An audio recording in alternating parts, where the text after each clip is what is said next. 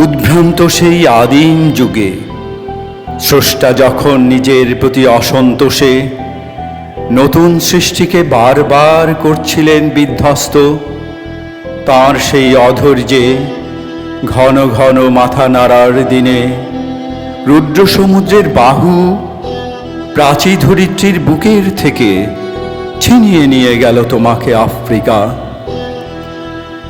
বাঁধলে তোমাকে বনস্পতির নিবিড় পাহারায় কৃপণ আলোর অন্তঃপুরে। সেখানে নিভৃত অবকাশে তুমি সংগ্রহ করছিলে দুর্গমের রহস্য, চিনছিলে জল স্থল আকাশের দুর্বোধ সংকেত। প্রকৃতির দৃষ্টি অতীত জাদু মন্ত্র জাগা ছিল তোমার চেতনাতীত মনে। বিদ্রুপ করেছিলে ভীষণকে বিরূপের ছদ্মবেশে, শঙ্কাকে চাচ্ছিলে হার মানাতে আপনাকে উগ্র করে। বিভীষিকার প্রচণ্ড মহিমায় তাণ্ডবের দুন্দুভি নিনাদে। হায় ছায়াবৃতা, কালো ঘোমটার নিচে অপরিচিত ছিল তোমার মানব রূপ, উপেক্ষার আবিল দৃষ্টিতে। এলো ওরা লোহার হাত কড়ি নিয়ে, নখ যাদের তীক্ষ্ণ তোমার নেকড়ের চেয়ে। এলো মানুষ ধরার দল, গর্বে যারা অন্ধ তোমার সূর্যহারা অরণ্যের চেয়ে। সভ্যের বর্বর লোভ নগ্ন করল আপন নির্লজ্জ অমানুষতা। তোমার ভাষাহীন ক্রন্দনে বাষ্পাকুল অরণ্য পথে পঙ্কিল হলো ধূলি, তোমার রক্তে অশ্রুতে মিশে।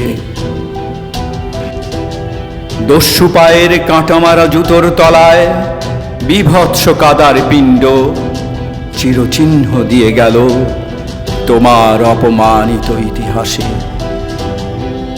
সমুদ্র পাড়ে তাদের পাড়ায় পাড়ায় মন্দিরে বাজছিল পূজার ঘণ্টা। সকালে সন্ধ্যায় দয়াময় দেবতার নামে শিশুরা খেলছিল মায়ের কোলে।